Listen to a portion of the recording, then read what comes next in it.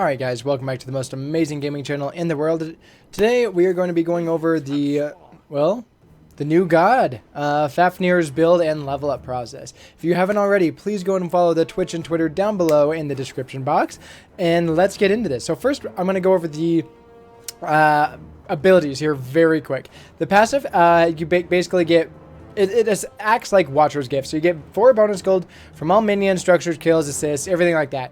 Also, it's capped at 1,000 gold, but if you have 1,000 gold, you will get 30 magical and physical protections. Just 30 flat protections. This will scale as well. So if you have 500 gold, you will get 15 physical and magical protections. Your 1, you will stun, and then it will put out an AoE, which will then slow all surrounding enemies for 3 seconds. Now, this will stop at the first god hit, so keep that in mind. You're not going to be able to throw it all the way through to archers if they're not going... If there's a god at the front lines with the melee. Awesome. Perfect. That is essentially that one. In Dragon form, it also does more damage and debuffs their protections. The second item, our second ability, gives you an attack speed buff for whoever you cast it on. It allows that person to do extra damage on that person, as well as it also heals you, no matter who you put it on. So you can put it on your ADC and it'll heal you and give them the buff. In Dragon form, though, basically is a team fight ability, is you can put it on multiple allies and has a larger area. So very, very nice. The last one, his third ability, basically makes him leap about 70 feet. It will disarm units for 2 seconds.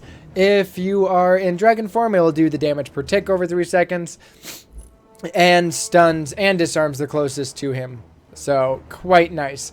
And then the ult, basically, you're going to want to upgrade that whenever possible. Your basic attacks turn into Dragon Breath, Fire, and it increases the duration every single time that you do upgrade it. So, without further delay, let's go into the 2, then the 1, then the 2, then the 3.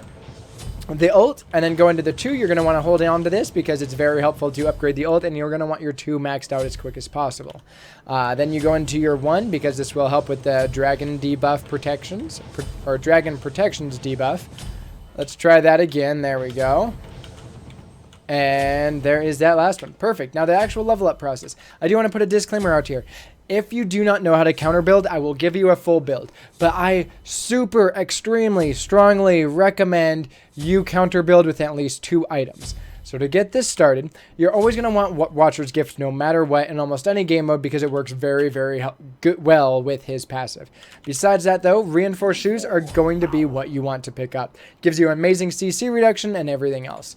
It's much better than this, the Shoes of Focus, because the cooldown is just going to be way overstacked. Talaria Boots or Traveler's Boots, you already have the health per 5 set, or you can heal yourself, so you don't need the health, and you don't need the movement speed because you have a leap.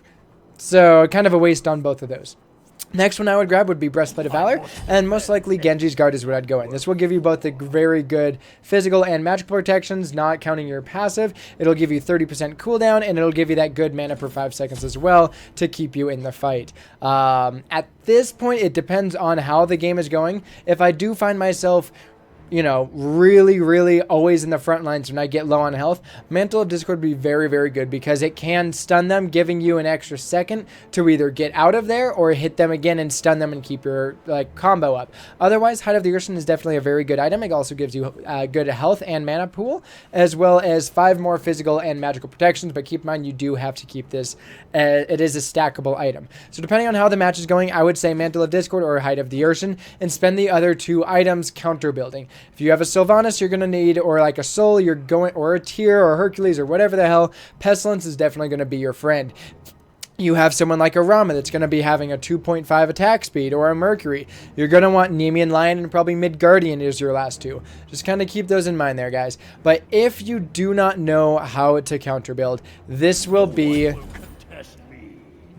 your build. The reason why is because actually looking at, now this is with your maxed out passive, but this has 0 stacks on Height of the Urshan. If maxing out and getting full stacks on Height of the Urshan will give you 359 physical protections and 323 magical protections. In addition to your self-heal, it's going to be amazing. And if you actually look at your self-heal, it's nothing amazing, but it's 178 every essential 5 seconds, especially if you proc it with Genji's Guard, because with this you should have your 40% cooldown, which means that this will be able to activate every 7.8. If it procs Genji's Guard, it's 5.8 seconds with a 5-second time. Very, very helpful.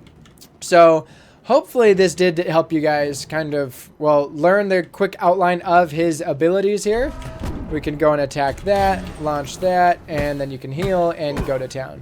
So you can see that little red or the orange is the extra bonus damage. So very, very helpful. Hopefully you guys did enjoy. If you did, please give it a like, comment on the video if you have any questions, and if you haven't already, hit that subscribe button. It would be absolutely amazing. And until the next time, guys, have yourself a fucking amazing life.